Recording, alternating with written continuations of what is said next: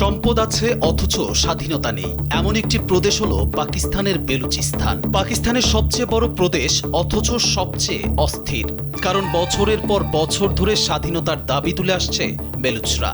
সম্প্রতি সামাজিক যোগাযোগ মাধ্যমে স্বাধীন বেলুচিস্তান ঘোষণার দাবি ছড়িয়ে পড়ার পর আবারও আলোচনার কেন্দ্রবিন্দুতে উঠে এসেছে অঞ্চলটি। কিন্তু কেন বারবার পাকিস্তান থেকে আলাদা হতে চাইছে বেলুচিস্তান? কেন 7 দশকেরও বেশি সময় ধরে থামছে না এই সংঘাত?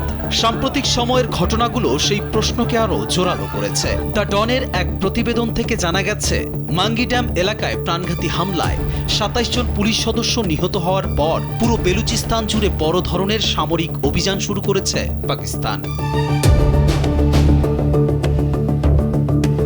অপারেশন সাবান নামে পরিচালিত এই অভিযানে অংশ নিয়েছে পাকিস্তান সেনাবাহিনী ও বেলুচিস্তান পুলিশ। পাকিস্তানের দাবি সশস্ত্র গোষ্ঠীগুলোকে পুরোপুরি নির্মূল করতেই এই অভিযান চলছে। তবে বিচ্ছিন্নতাবাদী সংগঠনগুলোর দাবি তারা এখনও বিভিন্ন এলাকায় সক্রিয় এবং শক্ত অবস্থানে রয়েছে।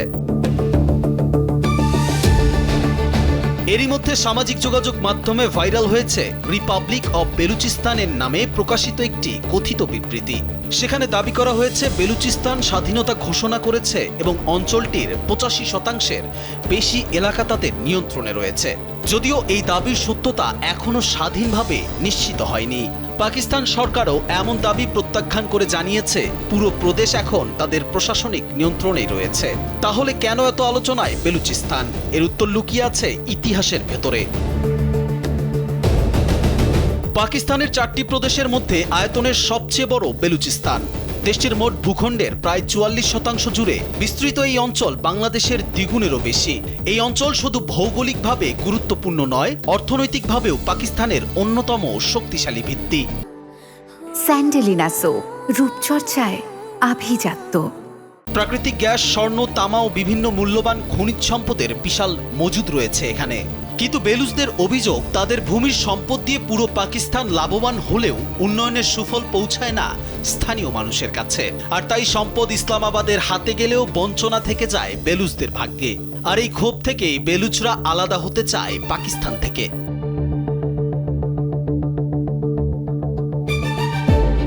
এই ক্ষোভের শিকড়ও অনেক পুরনো। 1947 সালে ব্রিটিশ শাসনের অবসানের সময় কালাত নামে একটি স্বাধীন রাজ্য ছিল। বেলুচ জাতীয়তাবাদীদের দাবি, কালাত তখন পাকিস্তানের সঙ্গে একটি চুক্তি করেছিল। কিন্তু 1948 সালে পাকিস্তান সামরিক চাপের মাধ্যমে কালাতকে নিজেদের সঙ্গে যুক্ত করে নেয়। বেলুচরা সেই ঘটনাকে আজও জোরপূর্বক দখল হিসেবে দেখে। আর সেই সময় থেকে শুরু হয় প্রথম বেলুচ বিদ্রোহ। এরপর থেকে সময় বদলেছে, সরকার বদলেছে, কিন্তু থামেনি সংঘাত। একের পর এক বিদ্রোহ, সামরিক অভিযান ও রক্তক্ষয়ী সংঘর্ষে বারবার অস্থির হয়ে উঠেছে বেলুচিস্তান। বেলুচদের অভিযোগ, পাকিস্তানের কেন্দ্রীয় সরকার দীর্ঘদিন ধরে তাদের রাজনৈতিক অধিকার, সাংস্কৃতিক পরিচয় ও প্রাকৃতিক সম্পদের ন্যায্য অংশ থেকে বঞ্চিত করে আসছে। এই ক্ষোভ থেকেই শক্তিশালী হয়ে উঠেছে বেলুচ লিবারেশন আর্মি সহ কয়েকটি বিচ্ছিন্নতাবাদী সংগঠন। অন্যদিকে পাকিস্তানের দাবি, এসব গোষ্ঠীর সন্ত্রাসী সংগঠন ও দেশের অখণ্ডতা নষ্ট করতে বিদেশি শক্তির সহায়তা পাচ্ছে।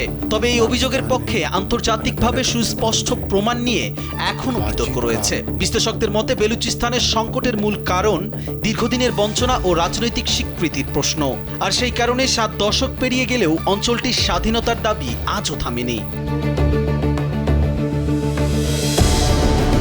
কবির চৌধুরী, জয়, কালবেলা।